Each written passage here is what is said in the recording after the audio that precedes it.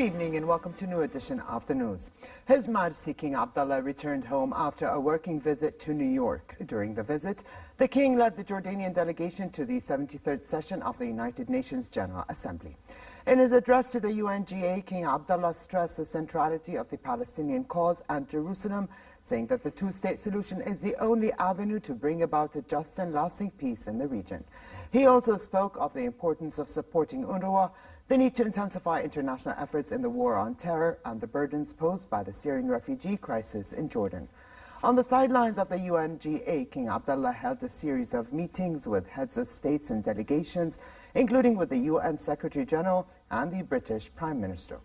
While in New York, His Majesty also sat for an interview with Fox News, where he spoke of the peace process, his vision on regional issues and crises, as well as efforts to counter terrorism.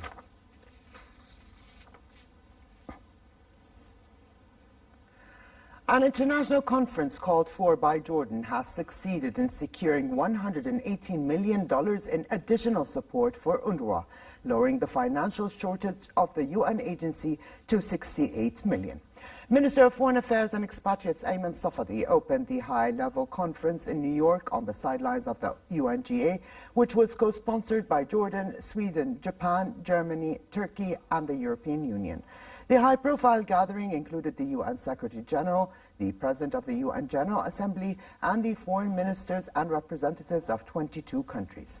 At a joint press conference with UNRWA Commissioner General Pierre Krohenbol, Safadi said the conference reflects a clear international position which calls for supporting the UN agency. Krohenbol, for his part, commended Jordan's role in supporting the UN agency.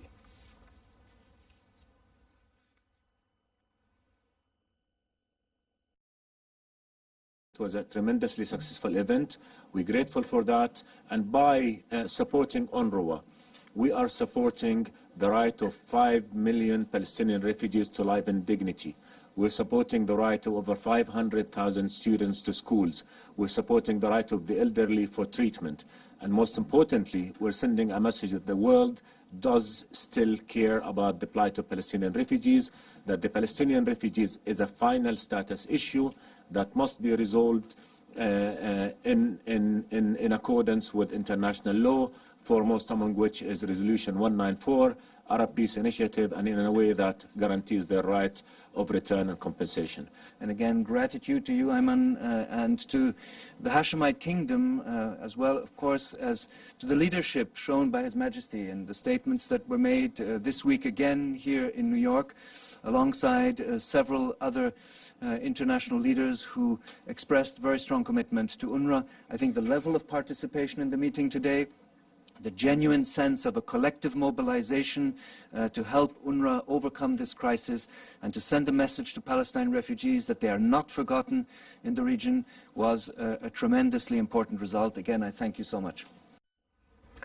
At least 6 Palestinians were killed and 500 others injured when Israeli occupation forces attacked the Great March of Return protests at the Gaza-Israel border. Among the killed were 2 boys aged 12 and 14. The Palestinian Health Ministry said occupation forces fired live bullets and rubber-coated steel rounds at the protesters who gathered along the border. Since the start of the Great March of Return protests on March 30th, more than 192 Palestinians have been killed by Israeli forces and over 2,000 others injured.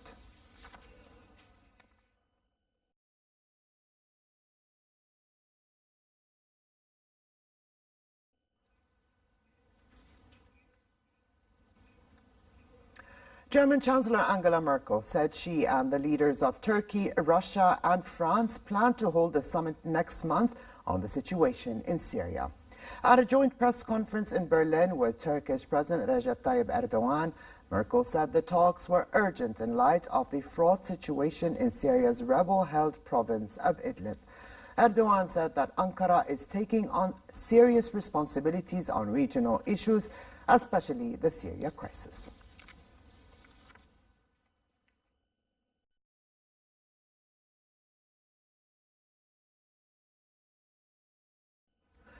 Baguettes could soon be recognized as an official part of France's cultural heritage by UNESCO. At its annual Congress in Paris, the National Confederation of Bakeries and Patisseries have put together a proposal to have the baguette added to the list. Next, they will present an official candidate application to UNESCO. If successful, French baking and patisserie would be officially recognized as intangible cultural heritage and recorded on the prestigious Intangible World Heritage List. The list aims to protect and raise awareness of cultural heritage that cannot be defined by a single place or item.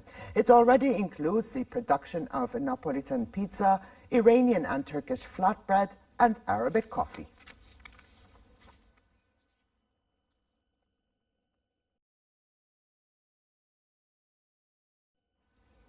To sports, Formula One Championship leader Lewis Hamilton led the way as Mercedes ended the first day of Russian Grand Prix practice with a dominant 1-2 on the timesheets, while Ferrari struggled.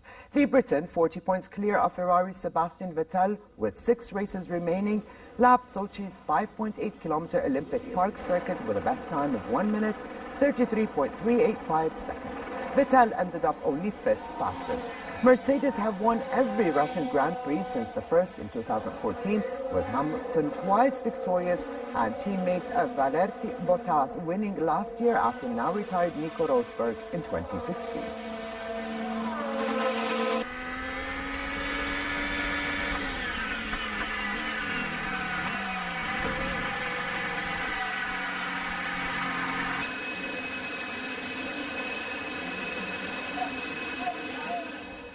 And finally, for a quick look at the weather, a slight rise in temperature is expected tomorrow, bringing relatively hot weather across the kingdom. Amman can expect a high of 33 degrees Celsius and a low of 20. Hotter conditions are in the forecast in the Dead Sea, the Jordan Valley and the Gulf of Aqaba, with daytime temperatures in the port city reaching 40 degrees and dropping down to 29 at night. And with this, we come to the end of this edition of the news. I'm Alia Tupan. Thank you for joining us. Have a good night, and I'll see you tomorrow.